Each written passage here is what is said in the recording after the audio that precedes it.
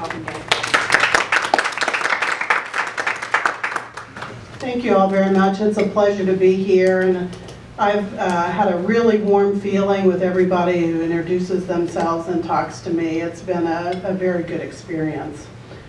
So I'm here and I'm talking about nonprofit careers. I've pretty much been, except for public accounting, in nonprofits my whole life, and then in addition to that into healthcare.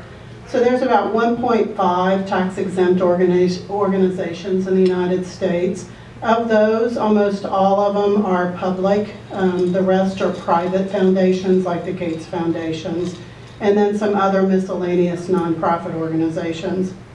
I'd like to talk about it from the perspective of where I work, so it would be the American College of Surgeons.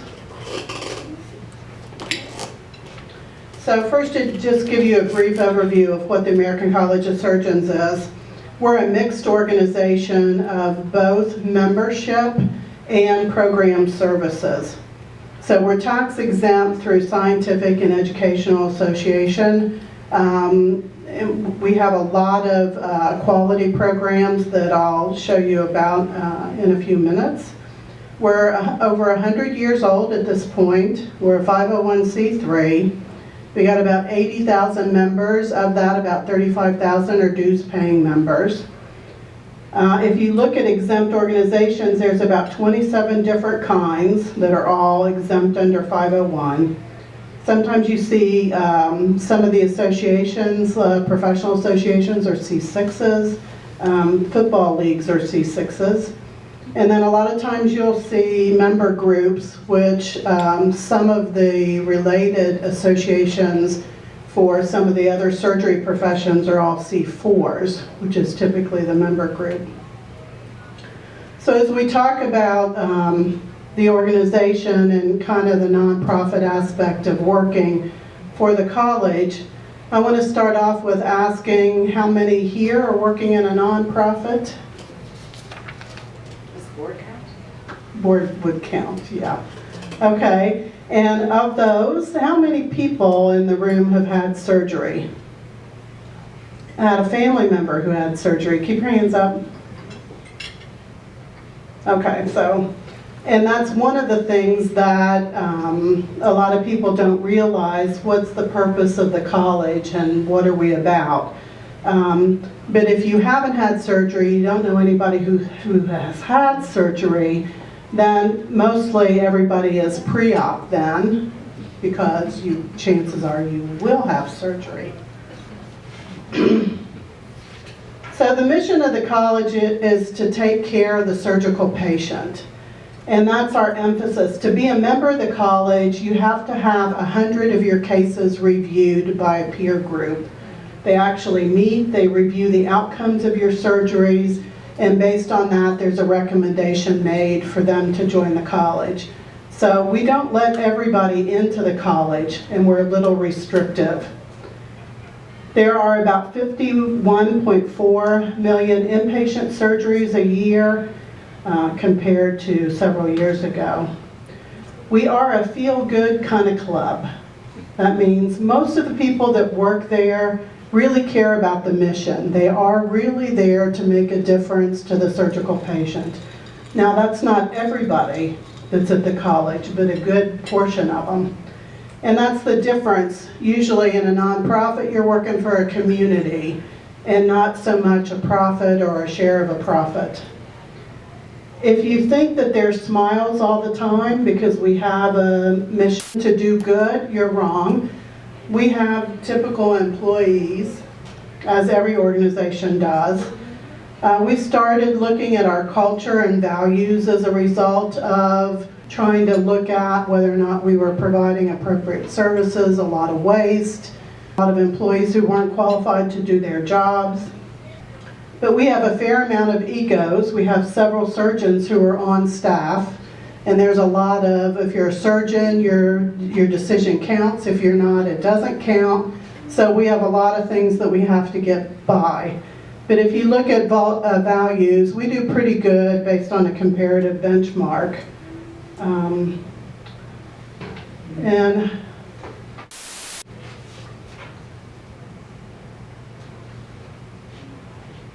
So there's a lot of issues around nonprofits that deal with limited resources. When you have limited resources, you have people that start fighting because they want those limited resources. You also can end up with silos where I want to do my own thing, it's easier, I've got control, I don't have to go talk to anybody. And in the past, if you were a surgeon and you were in charge of a division, then you pretty much had a silo all to yourself. Our quality programs have grown significantly over the last few years. We're trying to reduce our dependence on our dues and fees because a lot of the younger members don't join, but we do have increasing members in that younger group. We also have product sales. The surgeons are required, if you're a member of the college, you have to be board certified. There's testing that you have to take if you're a surgeon every 10 years. We produce those educational materials to let them prepare for their tests. So that's some of our product sales, and they're typically cycle, so they're about a 3-year project. We also have products for advanced trauma life support.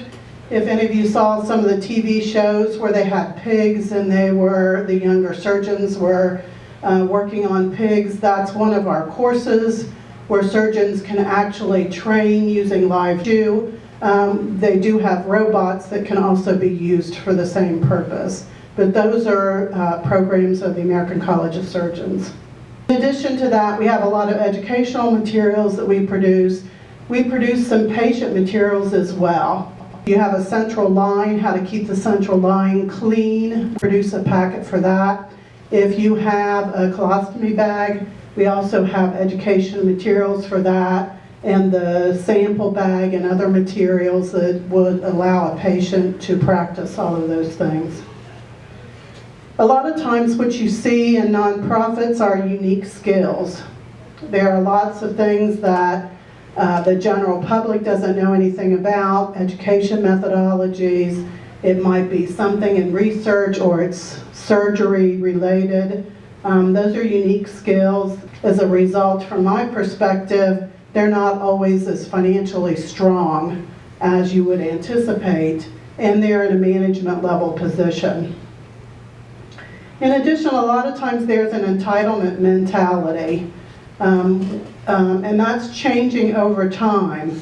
And I think nonprofits are beginning to be more and more business oriented and eliminating some of that entitlement. Sometimes I joke around that we've never seen a program that we don't like. And without that screening mechanism, you're going to have a lot of inefficiencies and a lot of waste. One of the things we realized is after we did the deep dives, we really didn't have a language to be able to talk to our staff. We debated about whether or not we needed to invest in human resources, outsource, and that's I'm sure all of you have heard it. We made the decision to invest in the staff and bring up the education, talk about values, bring up language, team building, things that we had really never spent any time on before. So a group of us got together and went through and tried to decide what was important to us.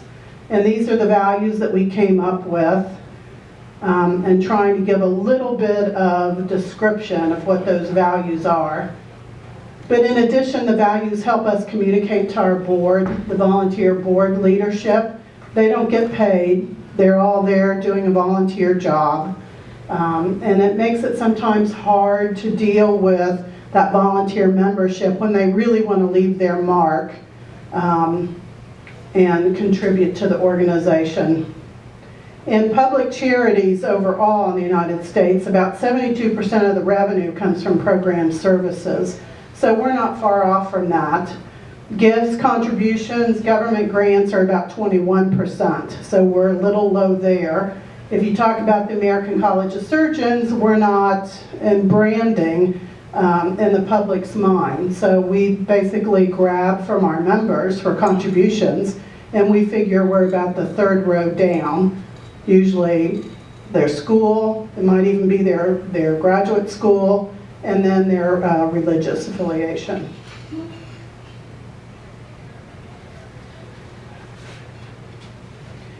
In working with our staff, we developed some mechanisms for employees to be able to evaluate how they're doing.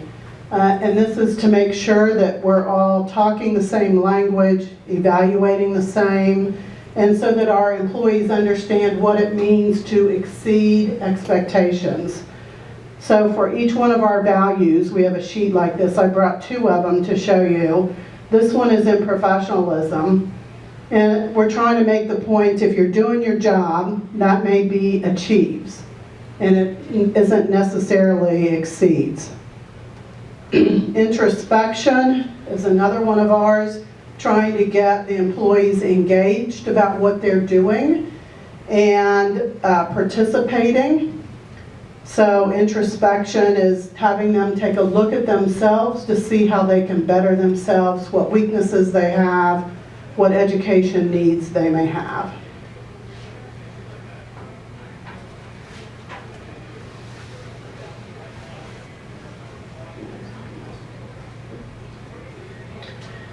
We use the 5 dysfunctions of a team's a little book to try and get through some of the silo issues that we had.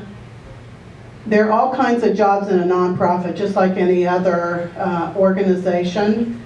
And they typically pay whatever benchmarks are, but there's wide variations in them.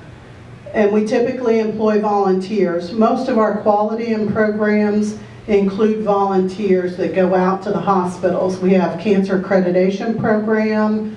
We have a trauma verification program. That's all done by surgeon volunteers. They get a little stipend to do that work, but it's basically non-paid. And there's over 6,000 hours of that that's given to the college on an annual basis. Typically in nonprofits, you'll see if the salaries are low, the benefits might be higher. The college has a defined benefit pension plan that pays 47% of my last 5 years average earnings. So those are pretty unusual in today's environment and pretty nice to have. So there's more than one entity at the college. The college is a C3. We also have a foundation that's also a C3. Then we have an insurance trust because we sell insurance products to our members. We have life, long-term disability, a whole bunch of, I think there's 12 products under that, including things like LifeLock and some of those. Then we have a C6. The purpose of the C6 is really to provide the political action committee, the 527. And then we have a building that we own that we have in an LLC, which, as you know, is disregarded for income tax purposes.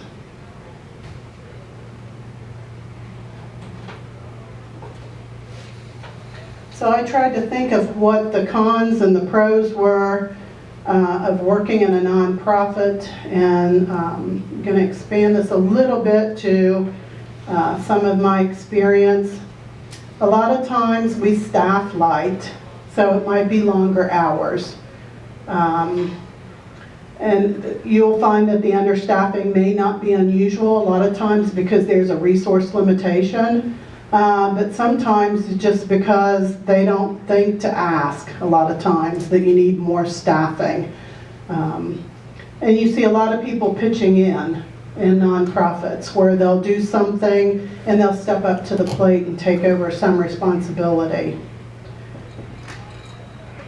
You know, for me, I like to do new things. I like the challenges. So if there's a hole in the organization, if it's complex or complicated, I've probably stepped into it already. So I'm the HIPAA privacy officer for the college. I do almost all the contract reviews, just filling the gap of where the holes were in the organization. One of the things we don't do well, I mentioned earlier, is we don't really assess our programs. So sometimes we do an analysis, but it's driven top down. So if the surgeon who's in charge of the college doesn't, want to do a formal evaluation of programs, then it's not going to be done. And it might serve a portion of our membership, But I would prefer to see an evaluation of a metric on how many and drop those that don't appeal to the wide variety. A lot of times we don't have clear benchmarks on how to evaluate our programs, and we don't read results. So we produce a scientific journal, and how do we measure the impact of that scientific journal on the education of surgeons? Some of the things just aren't possible to measure.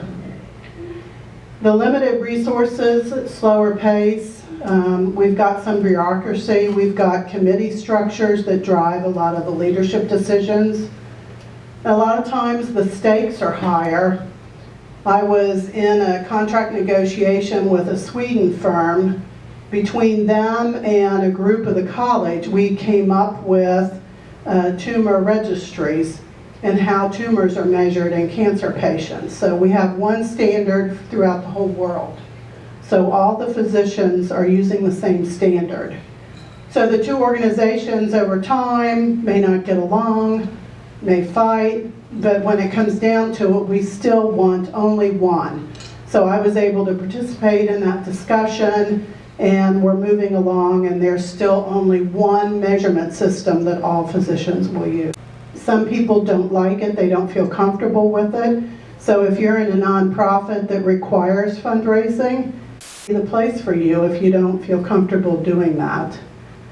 A lot of times people don't want to do the ask, and even our board sometimes don't want to do that. If you look at the cons or the pros for nonprofit, I think the people that work in nonprofits and the people in general, I'm sure, are all wonderful regardless of the industry. But I think there's a different, unique skill set that comes into the nonprofit world because of the requirements of the education. Also because of the mission. Most of the time when I'm interviewing candidates, they're all looking for the mission side. And especially if it's an older individual, they're really, in their point in life, they're really looking for that mission. I think the personal development growth is faster because you have limited resources, and there's the pitching in, and you're asked to do things that you wouldn't normally do. You know, like the mutual fund, building a building in DC. I've done a lot of things that I wouldn't necessarily do as a CFO in another nonprofit organization. I think you can also shift your skills, but I think that's probably consistent with any other industry. And I think in nonprofits you have better access to the leadership. So you'll work more closely with the directors of the divisions and even with the executive officer. So that's my comments, and I'd be happy to answer any questions that anybody has. Do you have the on Lakeshore Drive, is that your building? No, that's International Surgeons. Okay. It's a splinter group. Okay. Yes. The culture aspect, what drove you to look at that, and did you use a third party? That takes obviously some time and thoughtfulness. Yeah, we hired GE to do some deep dives into the college, primarily in the service areas, so it'd be information systems, accounting was included, facilities was included. They also looked generally overall for the college, and based on that and the silos, people not getting along, we knew we had a human component that we needed to address, and we had to basically go back to the basics and start with values. What do we believe in? What do we want to promote? These are now included in our performance evaluations. They're included in staff meetings. You know, we have an award for people that are displaying their values. Almost everybody in the college has had an emotional IQ test. We've also done the DISC analysis for most of the employees. So we know what kind of personality we have, you know, how best to work with people.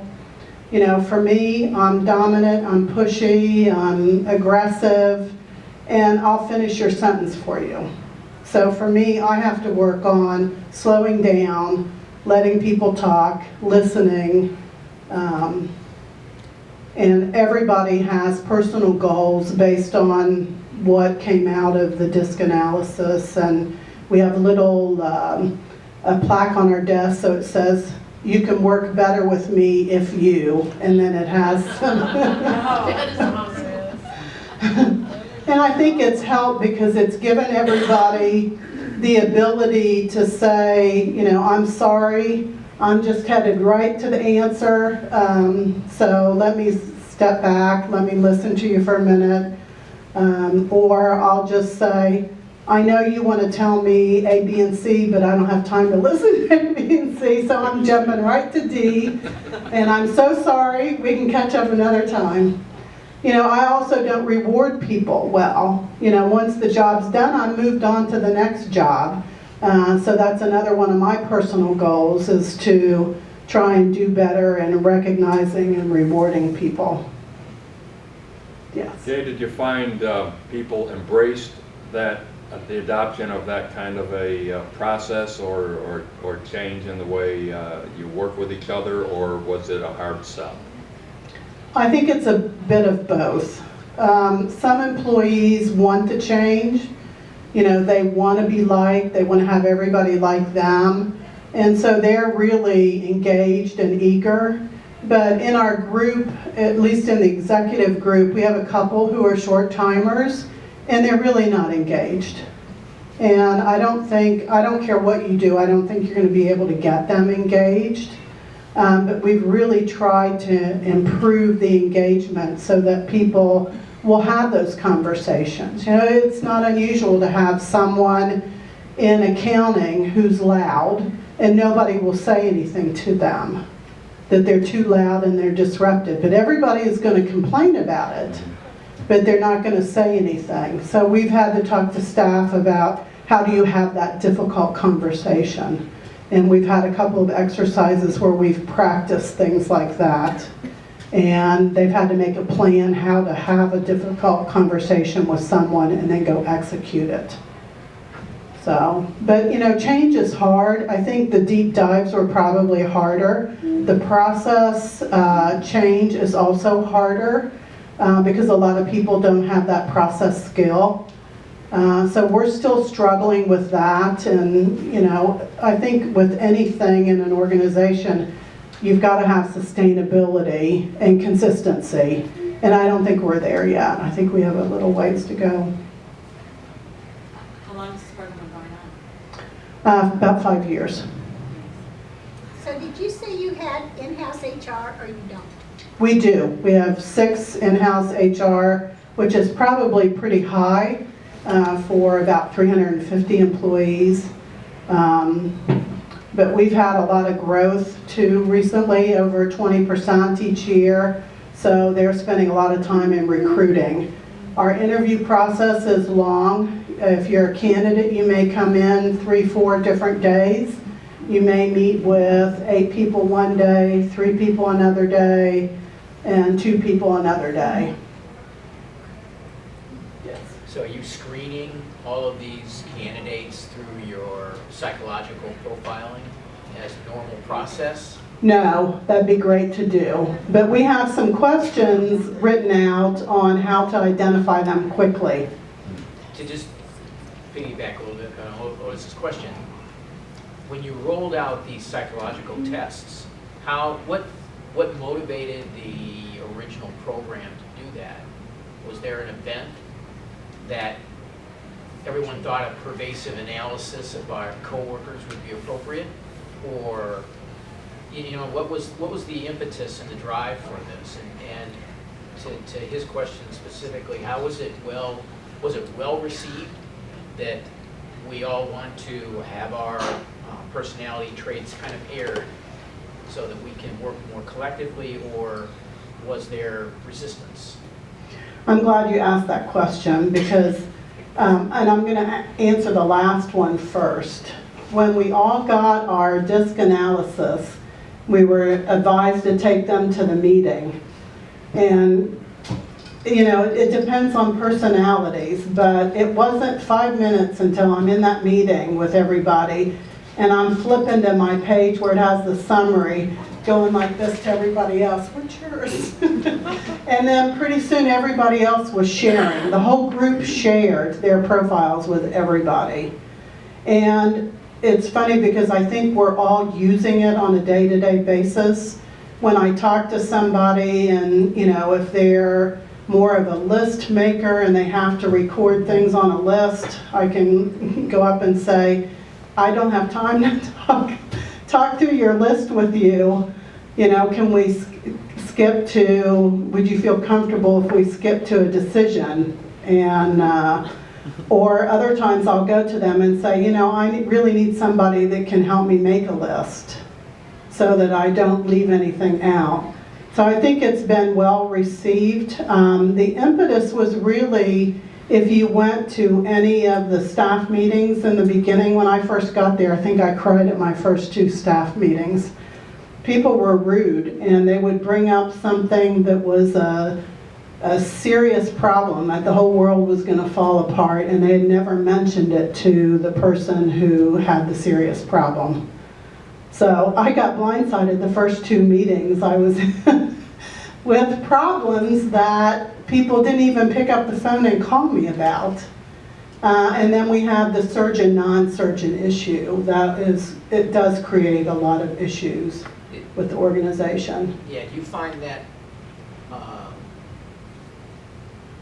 more common in a lot of the technical nonprofits where you have professionals that are, you know, obviously a trained surgeon is told that any mistake he made really was someone else's and he's got to move on, right? Yeah. Is that commonplace? I think for the most part, you know, I would say that surgeons generally know a lot about a lot of things. So it's not you know, they've had so many years of reading that it's stuck with them. So you might have a surgeon who's reading 4 papers a day, 4 newspapers, and they're reading most of it. They might read 2 or 3 books a day. Because they stay up at night, they don't watch TV, they're reading books. And, you know, I'm not talking about every surgeon, but they're extremely well read. And part of that comes with they've always had to be in charge in the ER, so they're leading a team. So they want to be in charge of whatever they're doing. They like the control, and as a result, sometimes it's difficult to work with them. I mean, they're all very gentle people, and that's one of the advantages, I think, for me of working with the college, because I love the intelligence, and I love the fact that they're very well read and up on current activities. But it does create some problems when you're trying to reach a consensus and both parties want to win.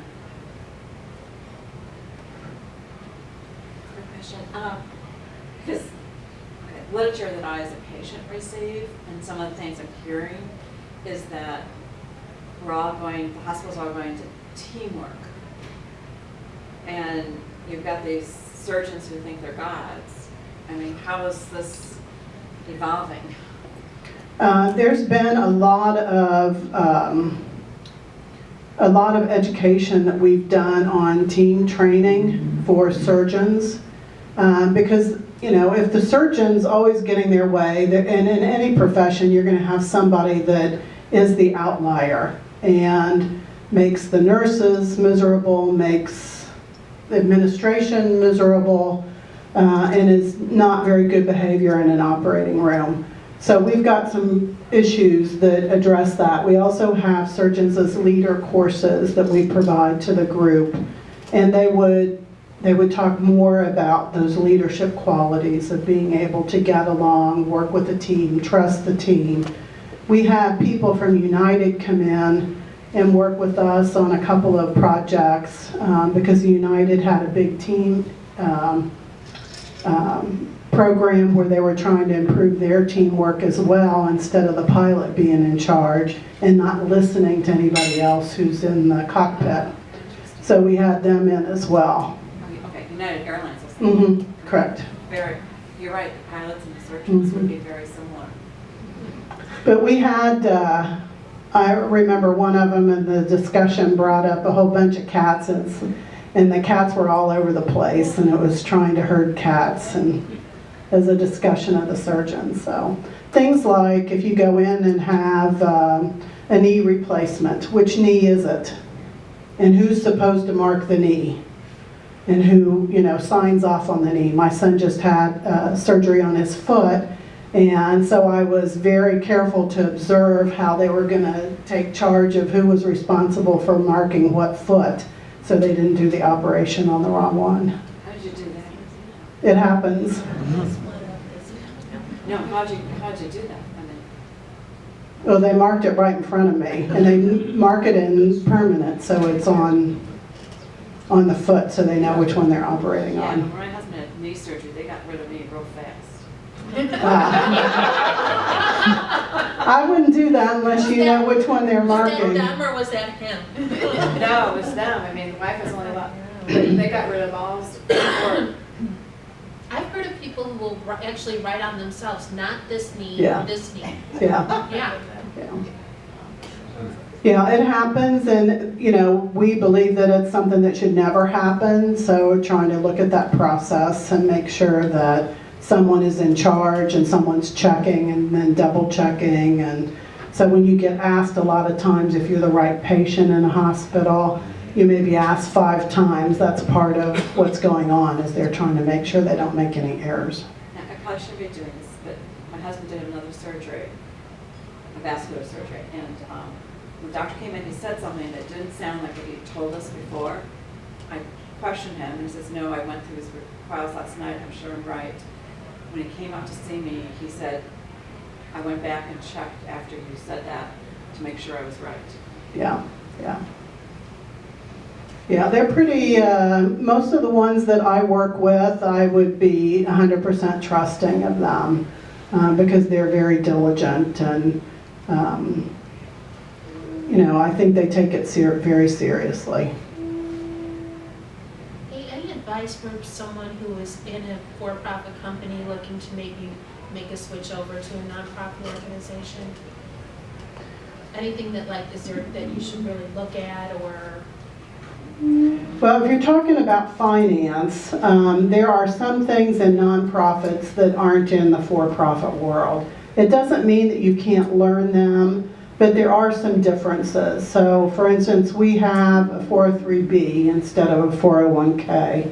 Now, all the rules that have been coming out lately have put the two pretty similar. There might be 2 small differences between a 403B and a 401k now, but that's one of the differences that you'd see. The other thing that you see is fund balances. And that's where you're doing fundraising. You might have an endowment fund. You might have board designated funds.